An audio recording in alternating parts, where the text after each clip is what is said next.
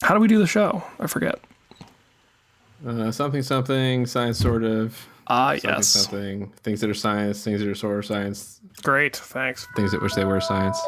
From ScienceSortOf.com, you're listening to Science Sort of.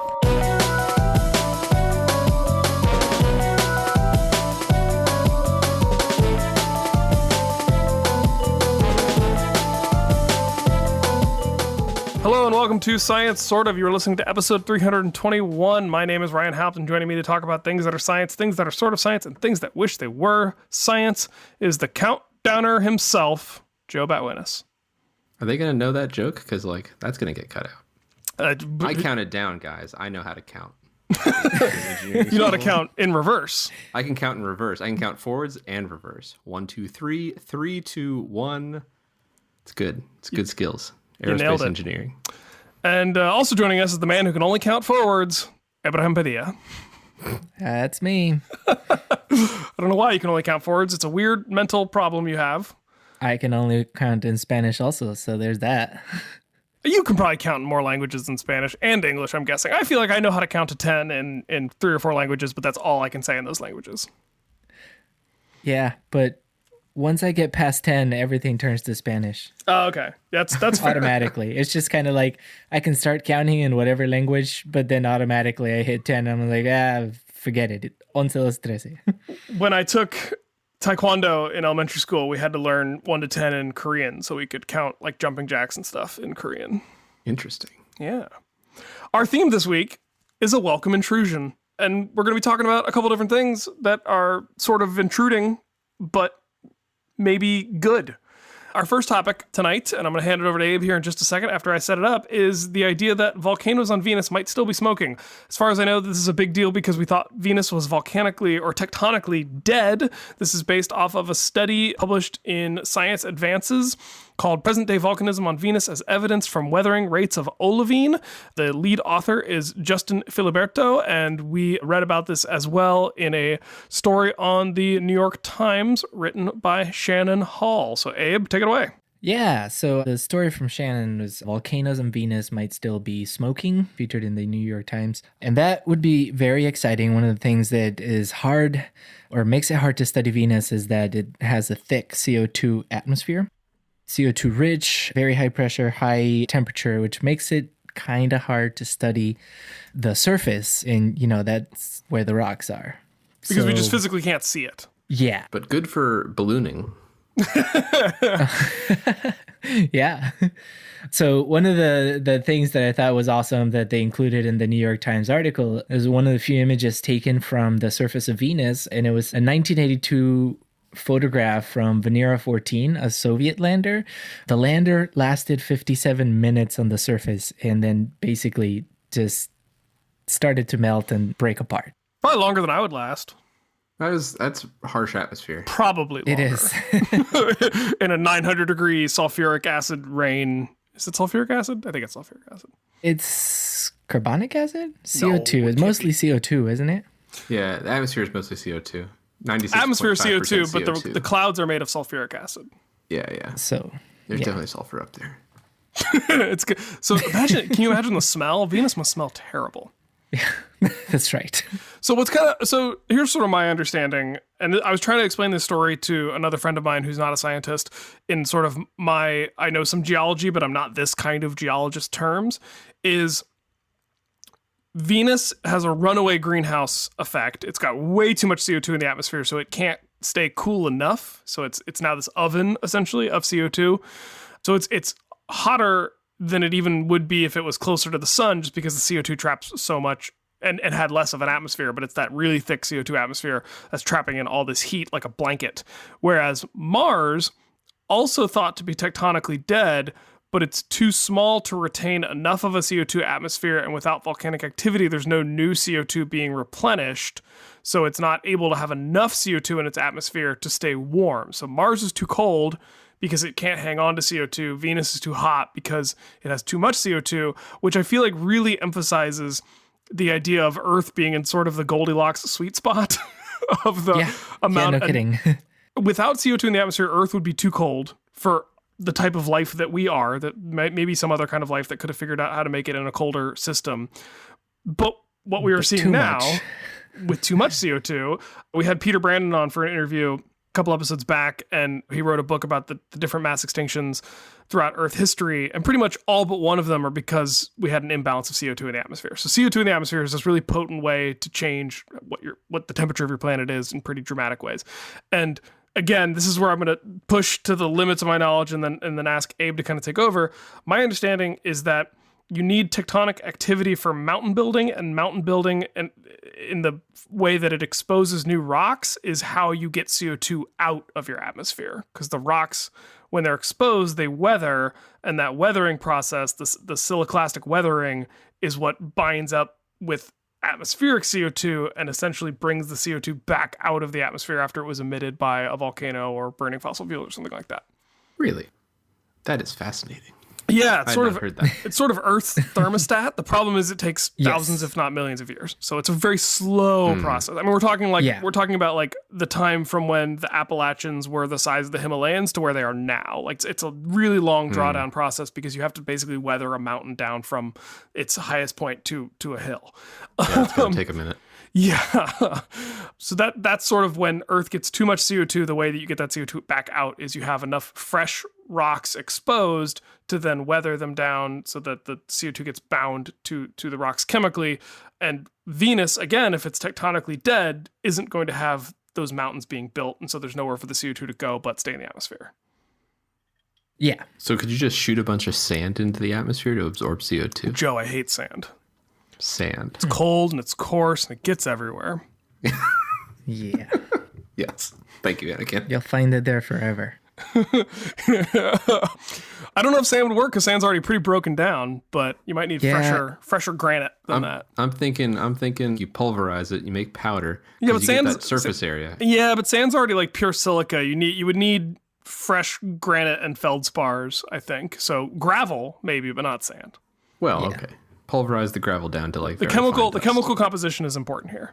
Yeah, Okay. yeah, and so feldspars are important because they have a lot of other components that quartz, which is most just silica and oxygen, do not. And so that's part of what weathers down and breaks down is the other components. So, magnesium and iron, among others. So, yeah. And feldspars are what give granite its like characteristic pinkiness, like that sort of pink hue that some granites have.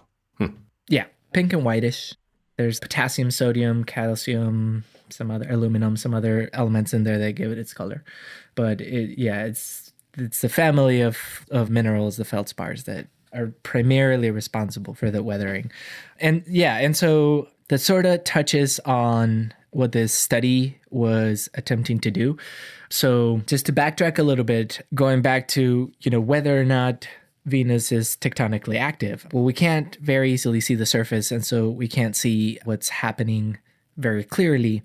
But one of the ways that we can try to gauge whether or not the surface is changing is by looking at infrared or visible near infrared spectra and see if the wavelengths emitted or, the emission from the rocks on the surface is changing. And so that's one of the things that these authors of the study were trying to do, is try to understand if there is weathering happening for some reason on the surface, or tectonic activity, or some kind of activity, even volcanic activity like lavas.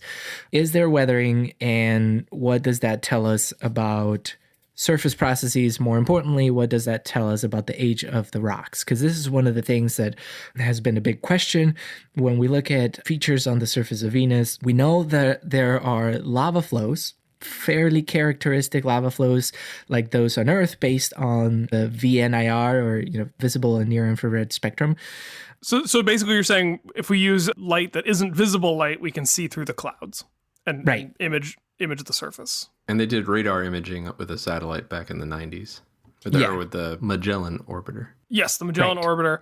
And so you're saying when we got those images, we're looking at the surface and we see things that like any geologist would be like, that's a lava flow. With the near infrared spectra more so, because that's more related to mineral composition, chemical composition, Gotcha.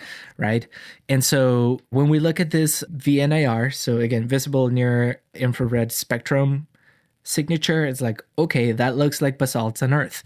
And some of the features that we can identify look like basalt flows.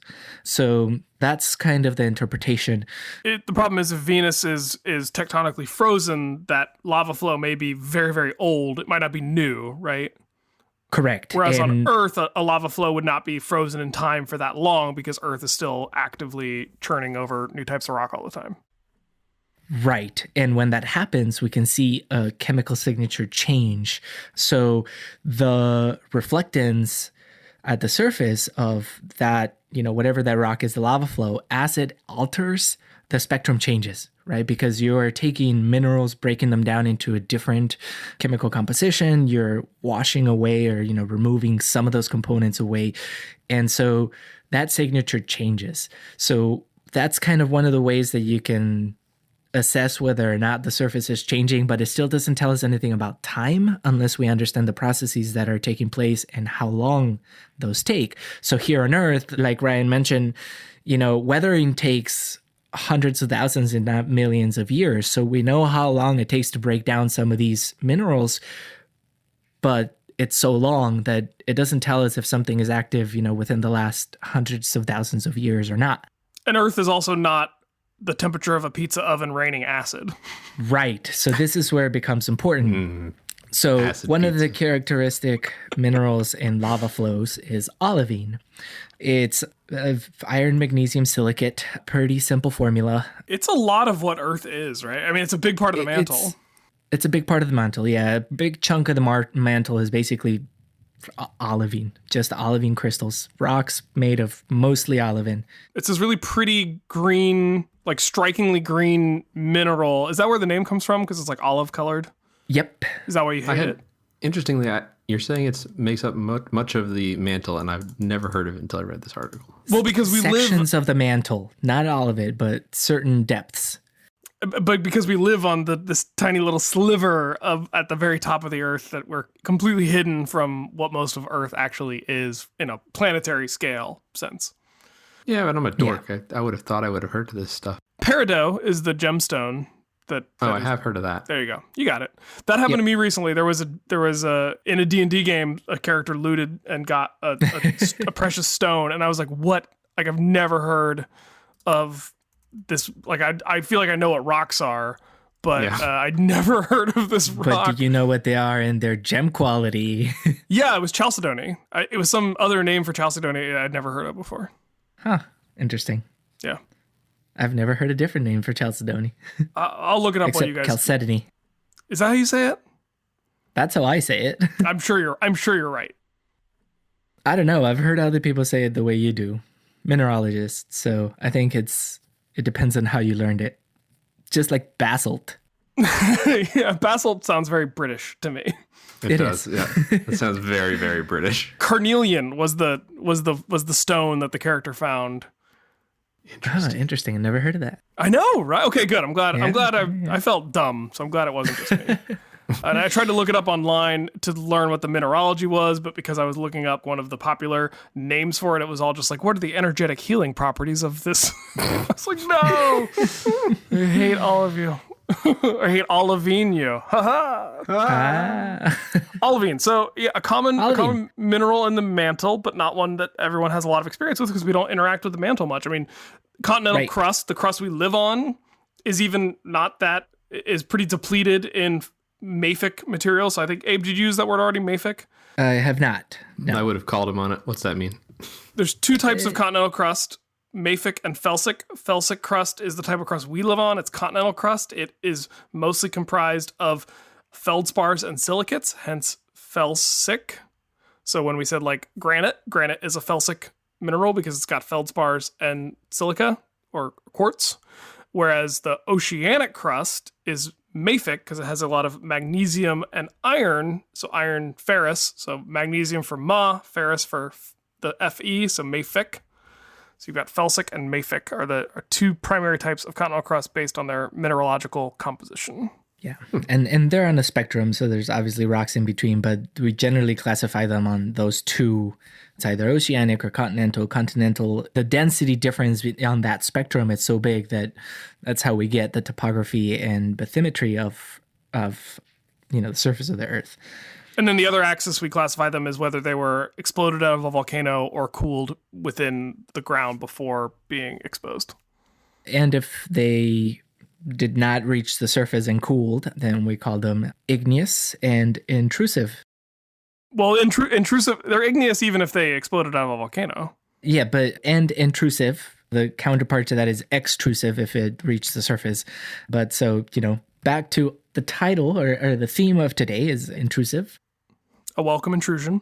Welcome intrusion. So here's our connection to volcanoes and lava rocks. So what did this study actually do? We got distracted by olivine. That's my fault. I apologize. And intrusions. Yeah, so olivine, characteristic in a lot of lava flows, and so it's a very good mineral to study because it's often one of the few actual minerals that that's crystallized in the lava. And the rest is all kind of ground mass, very small crystals of different minerals when you'll have large chunks of olivine. And so they can affect the spectrum because, if they crystallize at depth and are able to grow before a lava flow or, magma picks it up and it erupts as a lava, then you have basically this rock on the surface that's mostly, a black rock with a bunch of iron, magnesium, other components, and then olivine. And so it can have a big effect on the spectrum or the spectra of the rocks.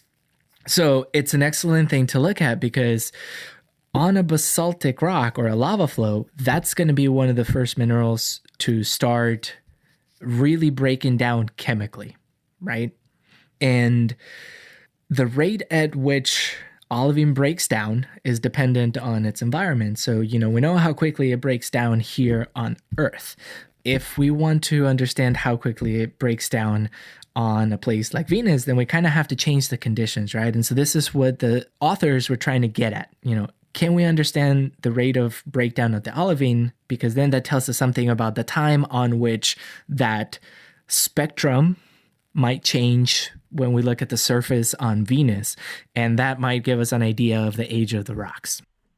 And so what they did is they altered a bunch of olivines basically in a lab at high temperatures. And in a crazy oven, right? In a big oven. It also has to be at under pressure. So it's both high temperature, high pressure. A machine like that can put, small pieces of rock under intense temperature and pressure is something a lot of geology departments have. This is not a totally uncommon piece of equipment. Oh, yeah. It's just an experimental oven, which is great. And so, for reference, the surface of Venus is 90 something bar. Earth is 1 bar. Is our atmosphere 1 bar? Okay. 1 bar in our atmosphere? At sea level. At sea level. And the surface of, and then the temperature at the surface is about 460 degrees Celsius. So for Americans that are listening, that's 870-ish degrees Fahrenheit. So very hot. So I think they actually went above those temperatures in their experiment. But basically what they found is that in a CO2-rich environment, which that's the other part, right? On Earth, it alters under nitrogen and oxygen and CO2, but that's not present in the Venusian atmosphere. And so they did this experiment under CO2-like conditions at high temperature, high pressure. And what they found is that within a few days, the outer surface of olivine crystals begins to chemically break down into hematite, which is the iron component. And so you end up with all of these olivines with a hematite coating on the outside. So that changes the spectrum of the rocks because rather than having, these rocks with a bunch of olivine on it, all of a sudden you have rocks with a bunch of hematite, or at least that's, the visible, what's reflecting off the surface is a different mineral. And so basically the way that they pieced this all together is they went back to look at some of the spectra data measured by, it was the Venus Express from the European Space Agency. I think 2006 to 2014 was the mission. And they were able to get some of that data that the Venus Express took of VNIR, visible near infrared spectra, near the surface of some of those lava flows. And what they found is that some of those spectra basically contain what's very similar to fresh olivine.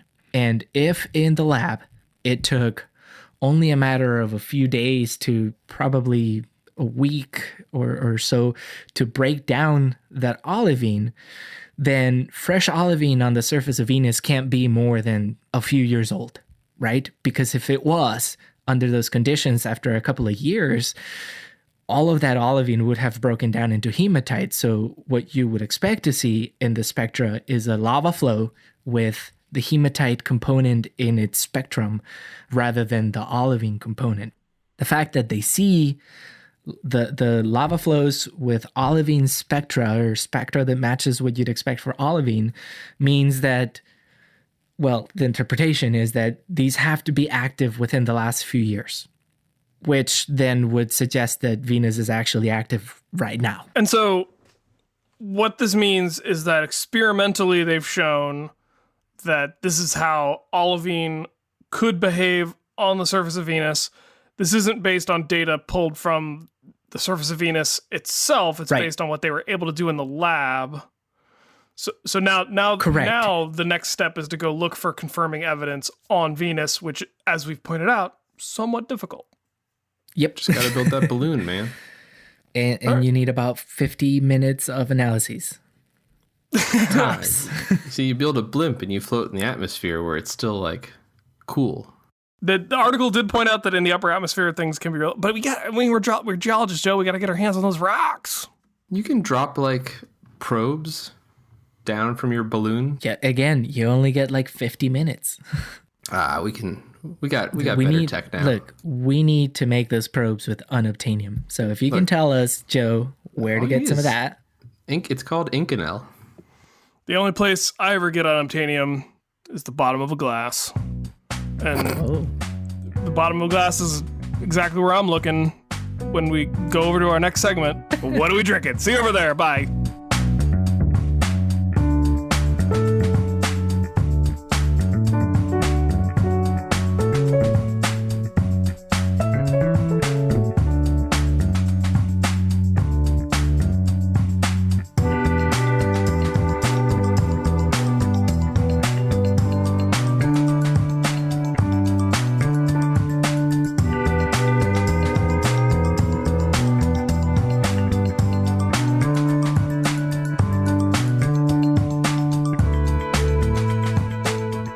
It would not be an episode of Science Sort of if we didn't also talk about what we are drinking. We're recording this in the age of COVID. We've kind of sort of discussed as a show how we're going to handle this topic, and I think the feeling has been that the show is always meant to have been a sort of escape from reality. Here's the deal, Ryan. Yeah. Every podcast in my podcast feed is about coronavirus. I would like to listen to a podcast that is not about coronavirus. Exactly. That's what the discussion was. There's still a lot of good science happening. We are hugely backlogged in our topic talk thread of things to discuss. So, if it comes to it and we need to discuss something or do an interview, we will. But for as much as we're able to, we're going to just keep the show going.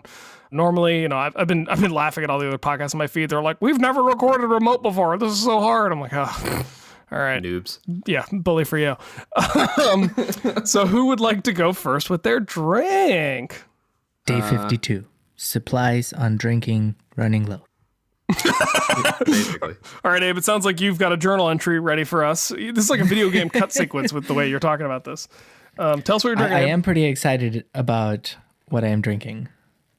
Díganos. Okay, so I've been saving this for the right show for a long time, and I'm glad I did because it's been sitting in the bottom of my cellar waiting for just the exact right time. So what I'm drinking is a sour beer called Volcano Sauce.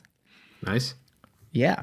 So it's a sour ale brewed with blackberries and blueberries and milk sugar and vanilla from brewery right down the road from me, Aslin Beer Company, in collaboration with Fürst Wiesek in Berlin. What makes it volcanic? I'm not really sure. I almost had an Aslin beer this evening as well. Did you? Yeah, I bought their Pilsner, but I've had I Aslin. haven't tried their Pilsner. I feel like I or you had Aslin beer on the show before, and I tried to mix it up, so I went with something different. Good job. How's the volcano juice? Sauce. sauce. How is it? How's it taste? It's fantastic. It's actually one of my favorites that they've made before. Joe, Aslin is like Abe's favorite brewery these days. Good to know. Locally. What's the difference between juice and sauce? Well, Sauce, I feel like has chunks, or So does V8. can have chunks. I don't like V8. Well, but they call it juice. Well, maybe they should call it sauce. yeah, maybe. Have a nice can of vegetable I feel sauce. like sauce is a little bit more work to create.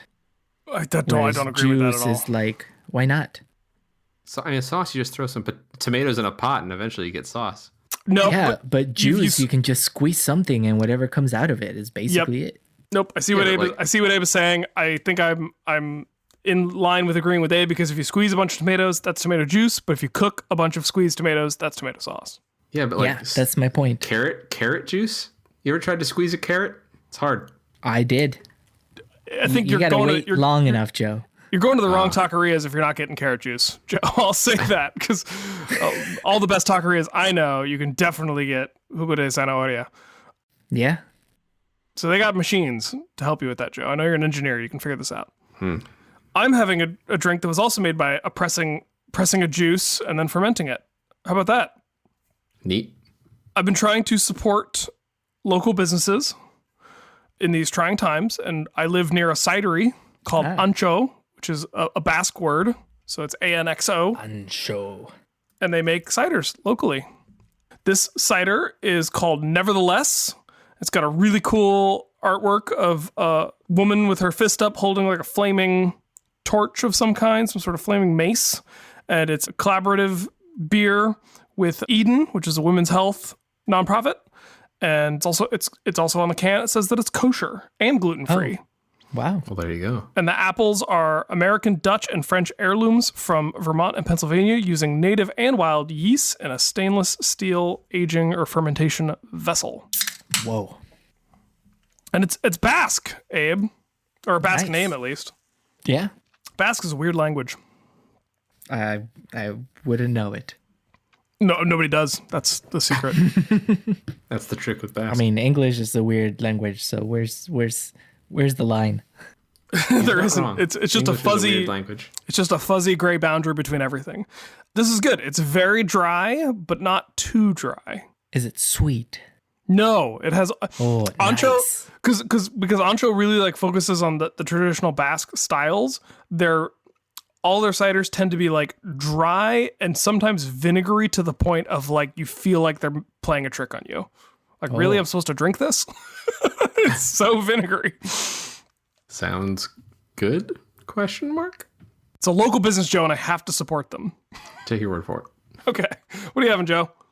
As mentioned, we are in the end times. Going on the juice theme, I am having a drink that very clearly says contains 0% juice. It is a Pepsi Zero Sugar Wild Cherry. It's Wild cherry. delicious. It's what I had in my fridge. Everything is closed. To that end, I will, however, shout out local brewery, Transplants Brewing Company in Palmdale, California, because I used to do trivia there and now I can't, and it's sad. But Transplants sound like a welcome intrusion to me. Yep. Yep. Get it? And they do dope art on all their stuff, on all their beers. Are they? I mean, they might not be doing trivia, but they might still be like selling growlers and stuff. They are actually, but I don't actually drink beer, so I was gonna say, do you drink at all? no, I don't drink beer. Well, yeah, he's had. I drink the occasional cocktail. Yeah, I but was gonna say you've I had don't like cocktails. Okay. beer. Yeah. I knew you didn't drink beer. I didn't know your position on other. Yeah, no, Beverages. I'll drink the occasional cocktail. My position on beers, I don't love it. That's I had a beer this weekend that had some sediment in the bottom of the bottle, and I was like, maybe the sediment is yeast, and maybe I can bring it back to life and use it to make bread, because as a white person, I'm now required to make bread in the apocalypse. That is my understanding. Yeah, I'm failing as a white person. Bread and caramelized shallot pasta are the two things that white people are expected to provide in the apocalypse. Also, whipped coffee, apparently. Yeah, I'm going to ignore that one. I don't love Yeah, it. me too. But the caramelized shallot pasta is really good, and I've noticed a significant decrease in the amount of shallots available at the grocery store. I don't know. I think the two are connected. I think Allison Roman's to blame for this one. I think as an essential employee, I'm exempt from having to do all of the trends. You should still try the shallot pasta. It's pretty good, Joe. I got it. Yeah. I get that it's like, eye rolling. Here's what the white people are up to now, but like, it's a good pasta. It does mean like another trip to the grocery store, which at this point I do take as a life-threatening activity. Yeah, don't be so shallot, Ryan. Well, save it for your next trip to the grocery store. But the next time you go to the grocery store, buy, 6 or 7 shallots, a tube of tomato paste, a tin of anchovies, some garlic, some salt, some olive oil, extra virgin olive oil. Doesn't sound too hard. No, it's actually a really easy recipe. It keeps in the fridge as like a paste, and then you just add some pasta water, and it becomes sauce from the paste, like magic. Did you say pasta water? Yeah, do you not cook? Do you not use the pasta water when you from cook? cooking the pasta. You do the same thing when you're making pasta fazool. You use the same thing when you're making most pastas these days. You take the starchy pasta water and the starch in the water that you cook the pasta in. If you've salted your water correctly, you got like this starchy, salty pasta water that can help emulsify the sauce around the noodle and help it give it like a pleasant, kind of stick to the noodleness. Stick to the noodleness. That's a scientific term. I taught Abe how to make gumbo. Apparently now we're going to have to go back for more sauce lessons. Let's make gumbo. I make a good gumbo, if I say so myself. I can attest to that. Thank Mama Haupt. Don't be a Dumbo. Make some gumbo. You know what other word ends in O? Hippo. Let's talk about hippos in our next segment. Coming up Hippopotamus. next.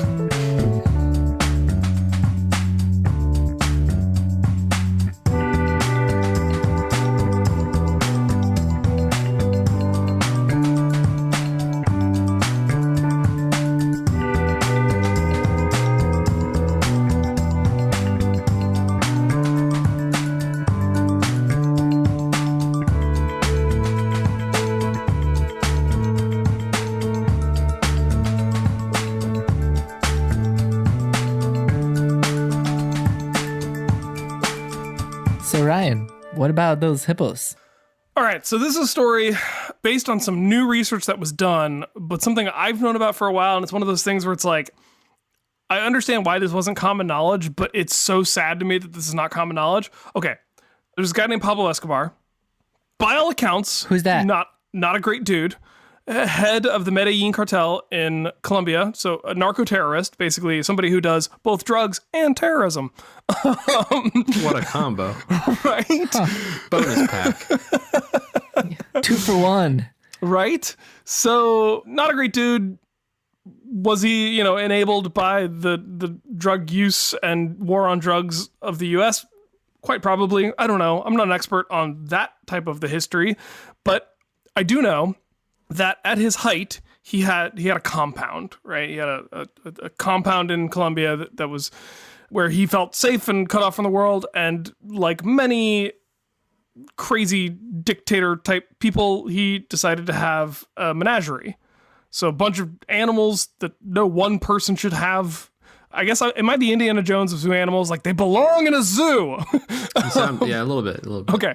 So he had a menagerie full of a bunch of animals.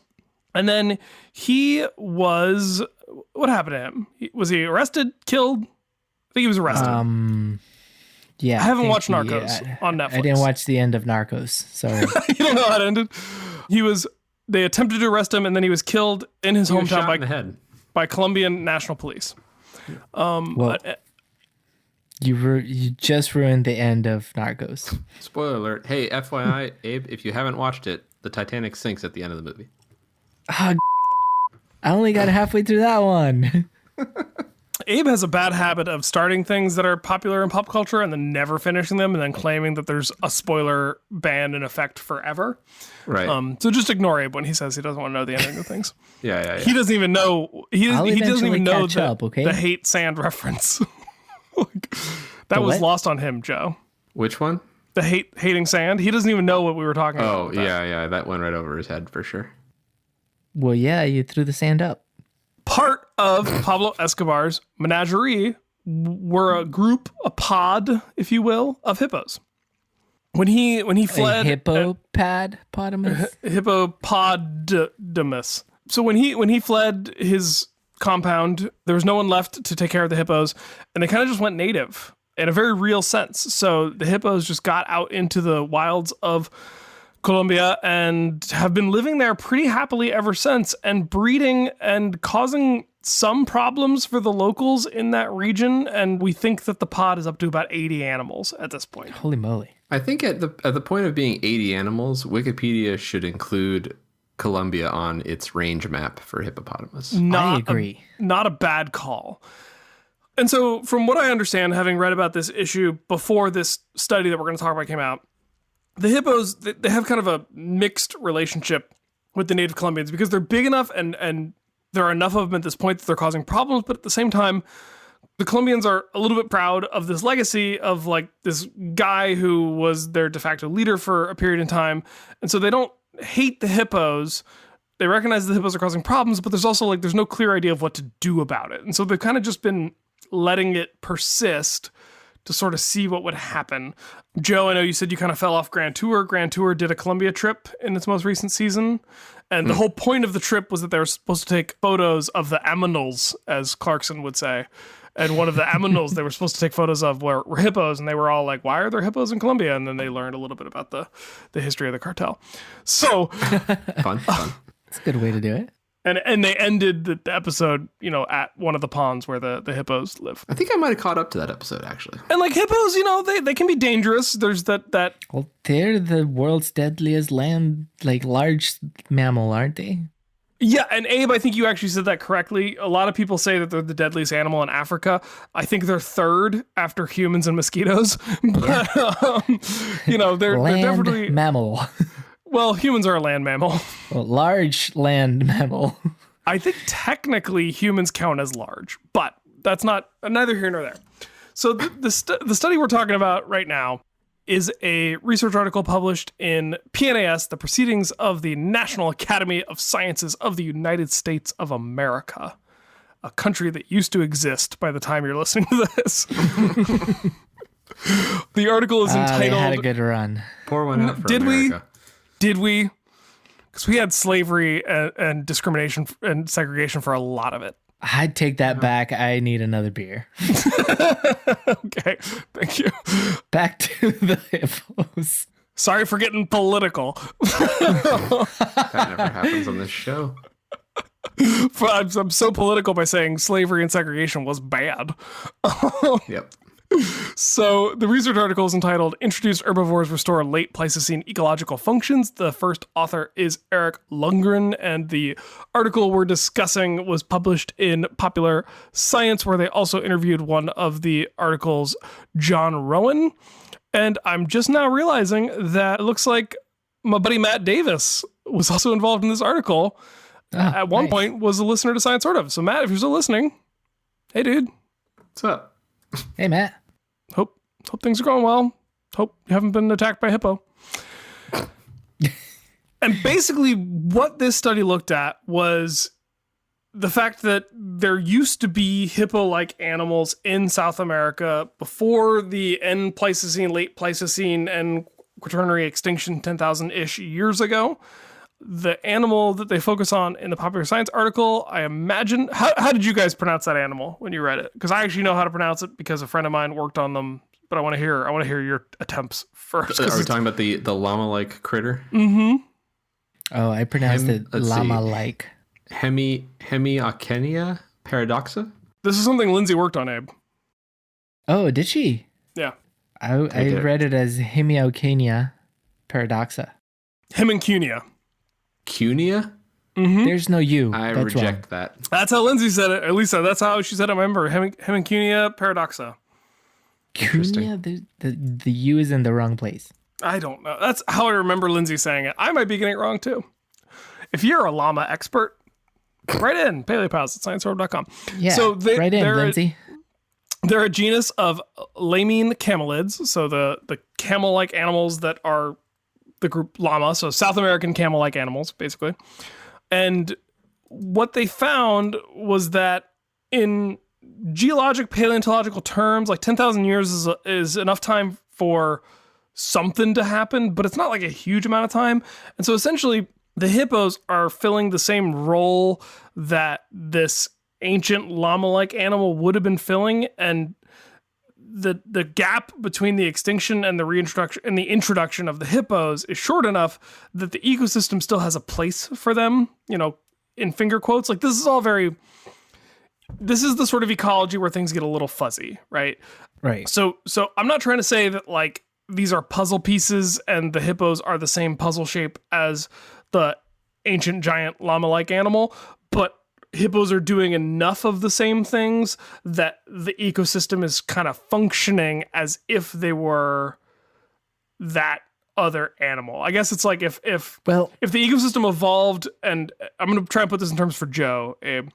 If the ecosystem evolved with like a high octane llama-like animal, the hippos are like maybe like leaded gasoline. I'd like to say for the record that I got it without car reference. And follow up, how dare you?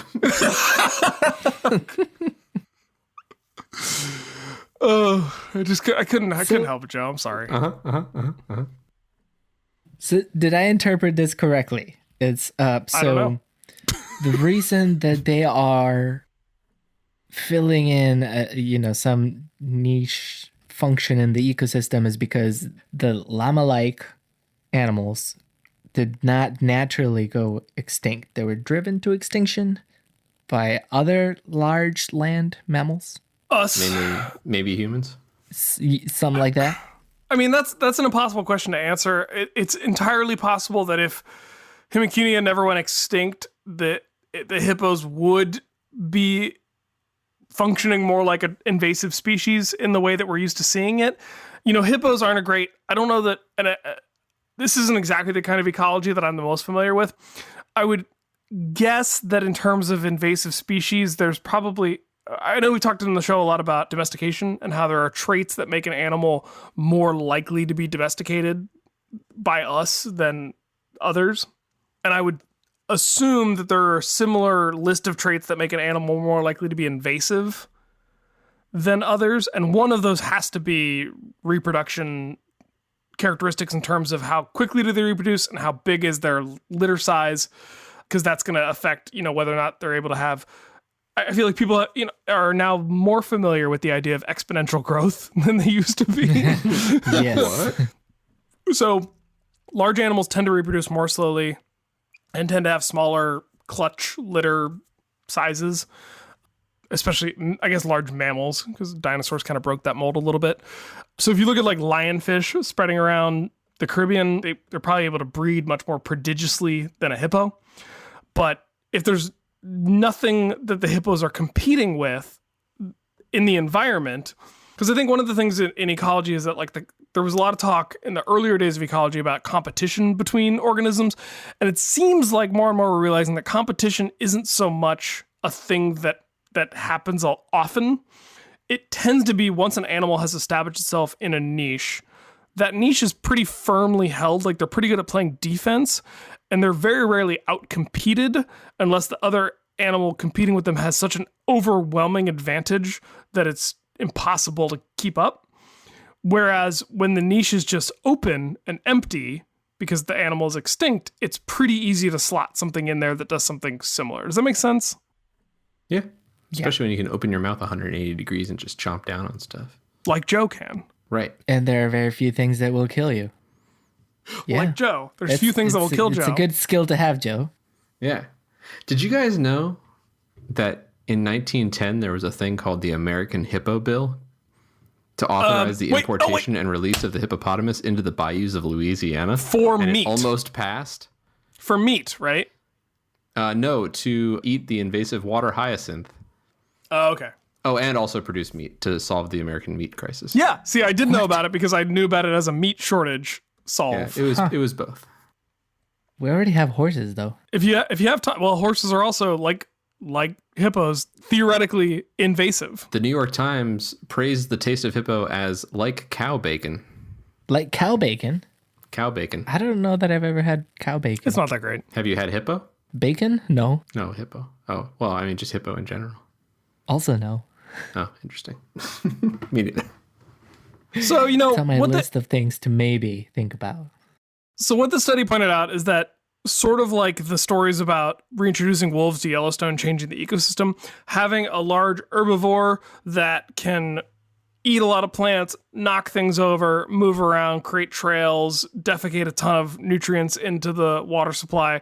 Like, these are all things that are useful to the ecosystem in a way that these ancient llama-like animals would have been that aren't there anymore, and the hippos are doing that. And so the ecosystem is kind of functioning maybe better than it was before the hippos, but after the extinction.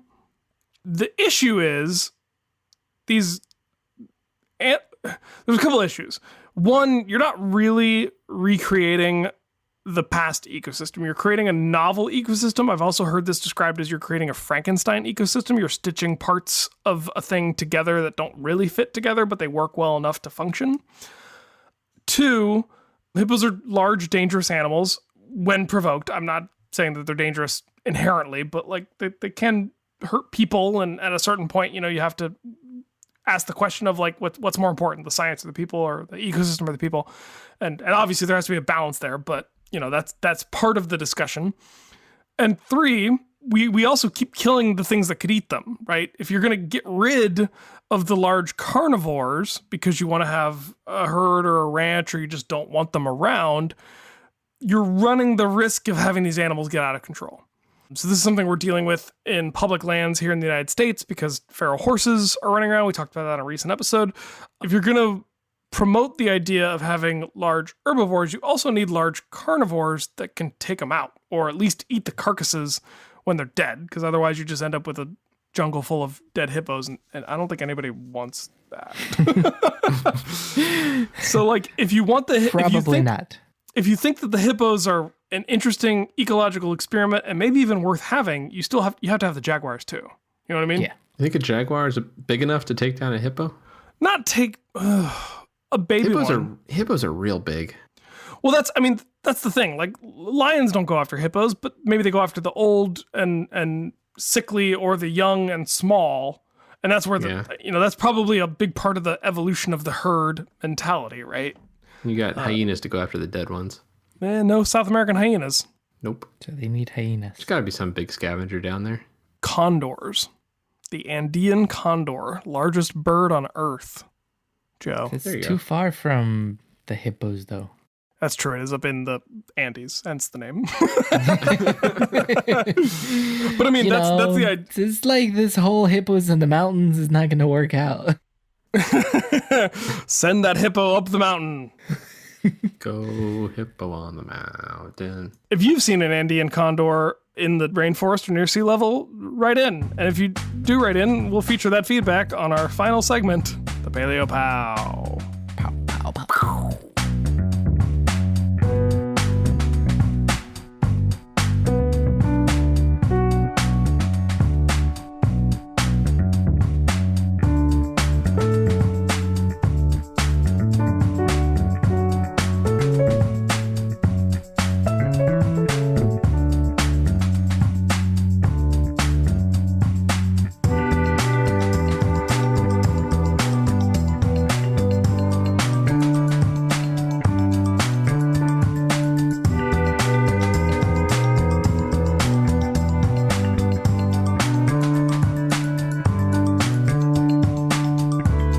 PaleoPOW is the segment of the show where we feed the feedback back to you, and it's delightful because Joe yells at me for saying it's not.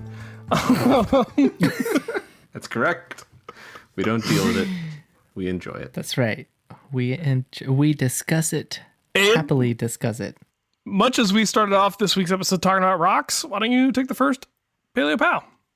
Yeah, so there's some important rocks out there that have apparently yet to be identified properly. One of the ones in question that was sent to us recently via Twitter was settling the debate of what kind of rock the rock, meaning Dwayne the Rock Johnson, is. Apparently he refuses to confirm if he's sedimentary, igneous, or metamorphic. So we're going to tackle this question.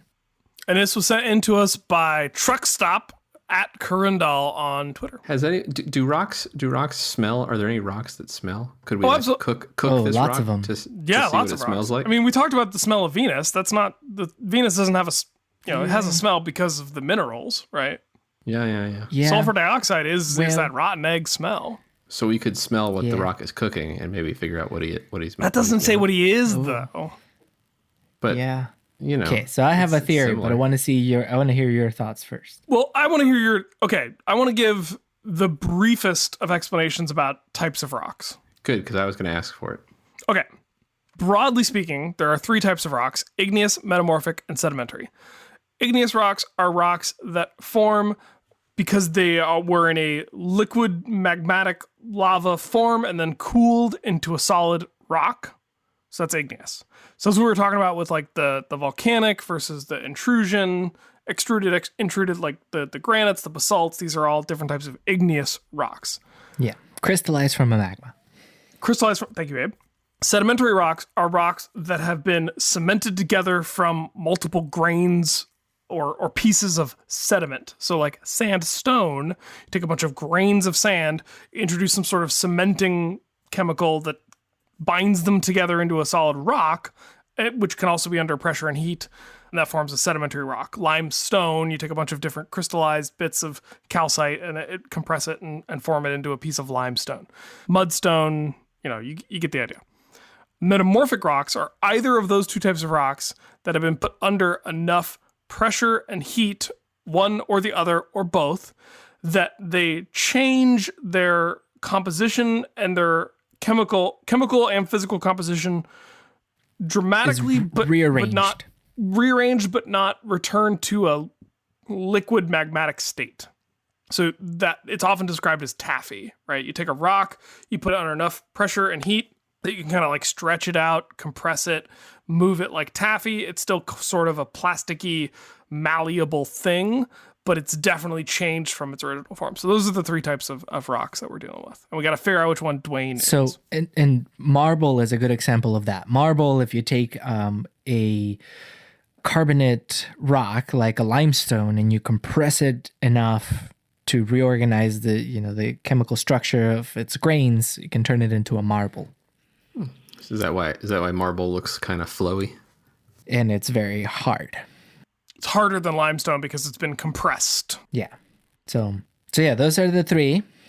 Oh, do you want me to just go ahead into my guess? Okay. So definitely cannot be igneous because that means that functionally the rock would be unaltered from when it first formed.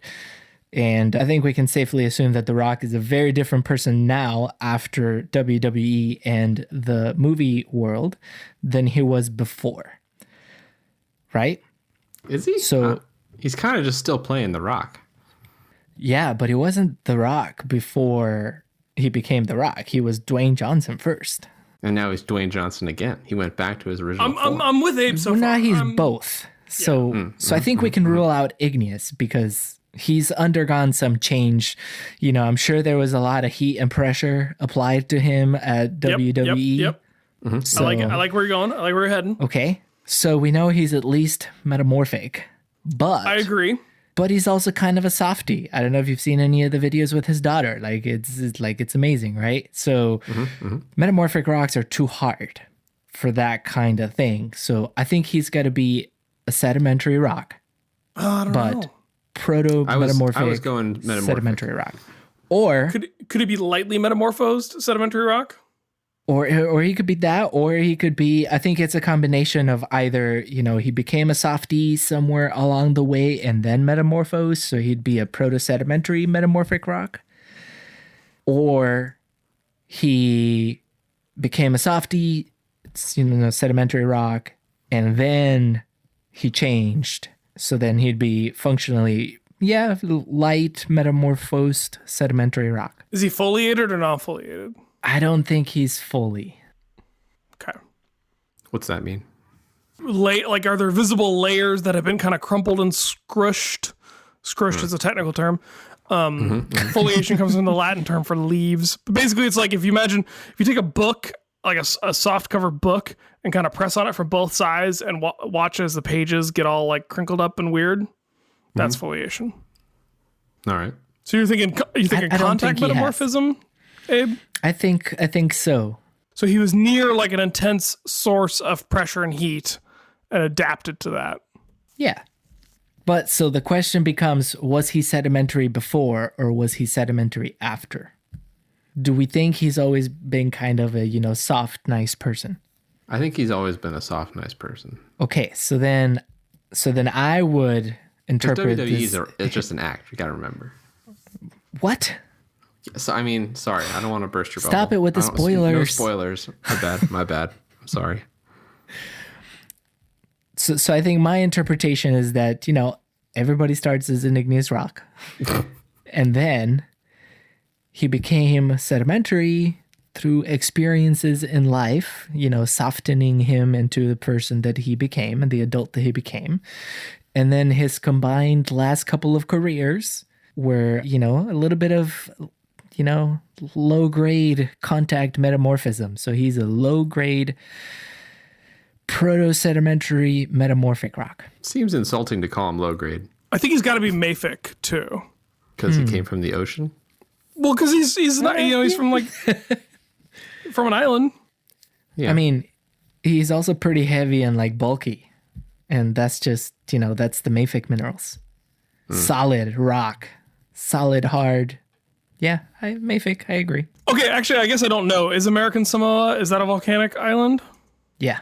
It's gotta be. So he's got to be mafic. So I'm calling it green schist. Green schist? Green schist doesn't necessarily have a sedimentary component, though. Yeah, that was the one part of your story I didn't love. I didn't like that part, so I just deleted it. Listen, Ryan, just because you don't like it doesn't mean it's wrong. I was gonna say, Joe, what do you got for us? But I know I'm up next. I don't know. I liked the explanation of being metamorphic, but no, I think Abe came up with a great. I think Abe came with a great story. We didn't come up with a specific type of rock, but I think that's okay. I mean, this article is only asking about classification. Yeah, it's true. We classified it. We definitely know he's metamorphic rock, and we know he's got range. So maybe he's more than one kind of rock. Deal with it. He's been through the rock cycle, Ryan. Oh, he's the whole. Wow. He's the full cycle. Full cycle. What a great metaphor here in this Easter time holiday season. You know who else has been through the whole cycle? Yeah, Josh from Montana who sent us an email. I'm going to read now. Bum, bum, bum. He says, Joshua C. from Montana, a place full of rocks, Abe. I'll have you know. What? Yeah. It says, hey, PaleoPOWs, sending love. I haven't been there. That's why I don't know. Someday you'll get the chance to see all the rocks of Montana. There's a lot of good rocks there. I look forward to it. His subject line is, hey, PaleoPOWs, sending love from Montana. Hey, PaleoPOWs, I found Science Sort of almost immediately once I decided to give podcasts a try and haven't looked back. I'm now listening through the entire backlog for the second time. Wow. I wanted to write in and let you all know how much this show means to me. Not only getting me through long hours of video cataloging and editing, but also reigniting my passion for all things science. Sweet. I'm a birder and have always been fascinated by the natural world, but found myself wanting to learn more about the world of science as a whole. You all and this fantastic podcast have been a catalyst in changing my life for the better. Sweet. Certainly better than changing it for the worse. My wife Stephanie and right. I spent the last winter backpacking around South America, and we had the chance to visit the Cretaceous Park in Sucre, Bolivia. That sounds pretty sweet. That's Ryan saying that in response to the word Sucre. This is me. That does sound running. pretty sweet. It has the largest number of preserved dino footprints in the world. The park tour leaders were unsure if any belonged to a brachiope, unfortunately. Although the majority of the prints are from sauropodos. No, sauropodos. That's how the accent is on the first O. See. Abe, we had the opportunity to climb the rim of Volcán Villarrica. It was amazing to be so close to a breathing giant like that. Serious respect to those that make that their job. When the wind shifted and blew a cloud of gas our way, it instantly burned our eyes and sucked the oxygen from our lungs. It was brutal. To that I say, that's what life would be like on Venus. That seems dangerous. Peligroso. Can you say peligroso? Peligroso. I want to thank Charlie for bringing my attention to the utterly terrifying inefficiency of beef production. I replaced beef in my diet right away and have since transitioned to a plant-based lifestyle over the last year. Being conscious of how our food choices impact the climate has been a major eye-opener. Joe! I loved hearing about your work with racing and the Baja SAE. I autocrossed for a few years and absolutely loved it. Nice. Even won first in my racing class. I sold my car as life's priorities have changed, but I'm sure I will get another autocross car one of these years. Yeah, do that. Kelly! She's not here, but it had an exclamation point. That was my Kelly impression. Good. I bought Soonish for my dad on Father's Day, and he loves it so far. I read a few chapters before gifting it, and I'm sure I'll be borrowing it and finishing it soon enough. I love throwing in some wacky parasite facts at parties. Episode 292, Matryoshka Moochers and Median Magma blew my mind. That was where we interviewed a Russian parasitologist that Kelly knew. I recently listened to episode 104, Shrouded in Darkness, and Ryan, you gotta go to the Solar de Unioni. No words can do it justice. There is no shortage of the Wild West feeling at Unioni. There is an abandoned train graveyard just outside of town, and the town streets are wide, windy, dusty, and empty straight out of a Western, but like a bizarre South American one. Isn't Butch Cassidy and the Sundance Kid, doesn't that end in Bolivia? Pretty sure it does. Oh, wait. I should probably read his next sentence. Traveling in Bolivia is a whole other thing, too. If you end up buying that plane ticket, let me know, and I can share some highlights from our trip. Haven't been buying a lot of plane tickets these days, Joshua, but as soon as I do, South America's on the list. Yeah. Here are a few photos from our trip. I'll be sure to get some SSO merch to take on our next adventure. Ryan, I hugged a giant ground sloth for you. They seem to be common around Puerto Natales, Chile. Also, if any of the PaleoPOWs make it to northwestern Montana, let me know. We can grab a beer and climb a mountain. Thanks for all that you do in this show and in all other aspects of science and science outreach that you do every day. Keep fighting the good fight. Cheers, Joshua C. Since I usually listen to the show at work, I'm often drinking coffee, but Stephanie works at a great brewery here, so there's no shortage of craft beer in my life. Awesomeness is the way to go. Thanks, Joshua. What a great email. These pictures are cool. Yeah. These also, one of the cool best emails I've in my opinion, that we've gotten. I got a shout out. Four pictures, hugging a giant ground sloth, awesome. Standing up against a wall of dinosaur footprints. Even more awesome. An abandoned train. Awesome. Standing at the rim of a volcano. Like the most awesomest. The most awesome is the train, for sure. How many buttons? Train, wall of dinosaur footprints, volcano, giant ground sloth. Volcano, giant sloth. I've hugged that same one before. Then footprints, then train. But also, like, how many of our buttons can you hit in one email? All of them, apparently. Apparently all of them. Literally every single one. Yeah. All right, well, in the era of social distancing, I think we all need to move to northwestern Montana. That's right. Hang out with Joshua. But thank you, Josh, for writing in. Joshua, this is a fantastic email. We're happy to hear that we've helped you find some things in life or make your way back to science, and, keep it up. That's fantastic. Sounds like Joshua's trying to give Morgan Marshall a run for his money. Oh, yes. For a top SSO fan. I mean, it sounds like Morgan and Joshua actually have a lot in common. So yeah, I think if anything, I think we need to worry about them teaming up and starting their own podcast. That is a genuine worry, I think. Because they'd probably start a Patreon, and then if their Patreon overtook our Patreon, I'd feel bad. But good, because it'd be happy and it'd be a good show. But we have a Patreon. It's patreon.com/science-sort-of. And one of the rewards you get when you support us on Patreon at the Avogadro's Army level or higher is a thesis. Joe, who's getting a thesis this episode? This episode, Benjamin K. is getting a thesis. Ben sent us a note via Patreon. He says, "Hey all, really enjoyed what you guys have been making over the years. I started listening about 6 years ago when I had to travel a lot for work. I quit that job, and I'm now finishing up the third year of my PhD in mechanical engineering at the University of Maryland. Right around the corner from Ryan, based on recent podcasts." Yes, right around the corner, but I cannot come see you because I'm trapped in my apartment forever. Right. See also end times. Hashtag COVID. Hashtag end times. And I've started to become an active listener again. Listening to you guys had a significant influence on my decision to go back to school. Y'all interspersed some great advice about PhD life in the episodes and brought a real human element to the whole mysterious process. Thanks, and hope the donation helps. Best, Ben. Thanks, Ben. All I can say for sure that the donation helps. And I can also say for sure that once quarantine's lifted, let's head to Franklin's and grab a beer. Franklin's is a good local brewery it's not in College Park. It's technically in Hyattsville. It's a good little spot. Also, Town Center Market, Abe. Remember that place I took you that had all the good beer before you moved here officially? That was a good one. Yeah.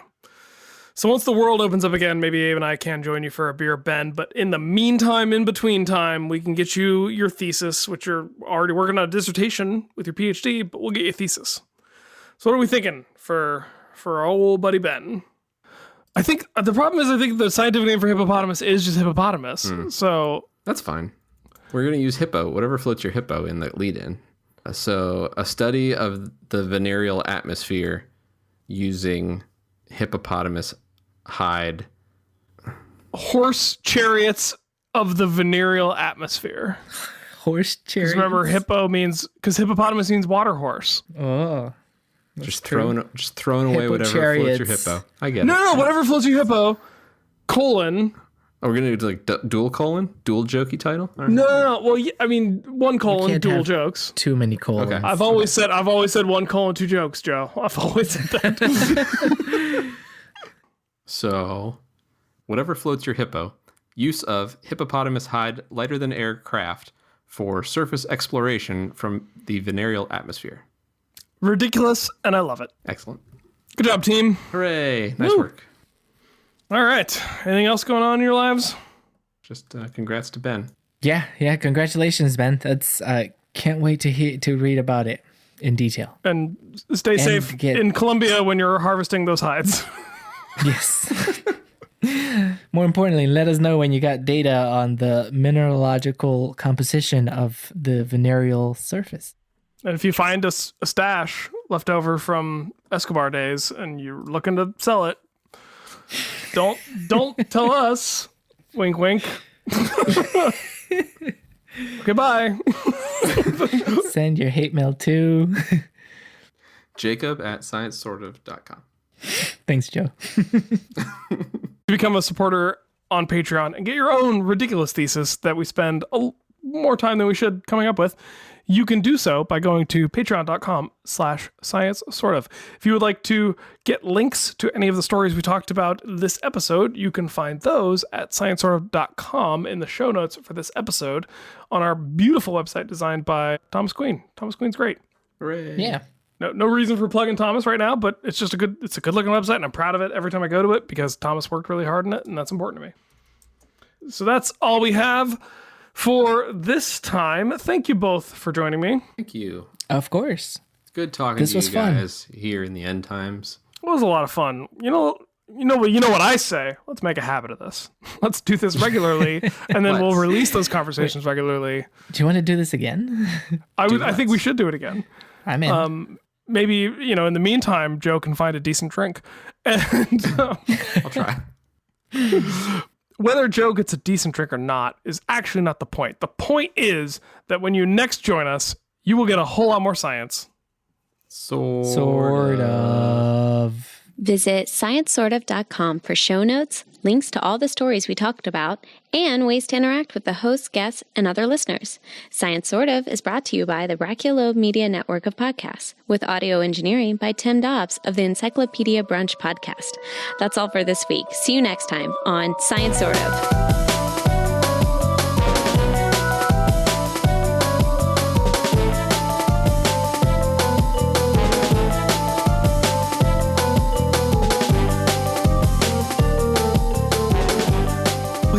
A mechanical engineer. I don't know what is that. What is a mechanical engineer? Yeah, mechanical engineering. So I only know you're an aerospace engineer and you're not allowed to talk about what you work on. And Jacob is a systems engineer, which from what I can tell just means he argues with people a lot. That's accurate. Yeah. That's what systems engineers do. They argue with people. Apologies to all systems engineers out there, but they're all nodding in agreement quietly.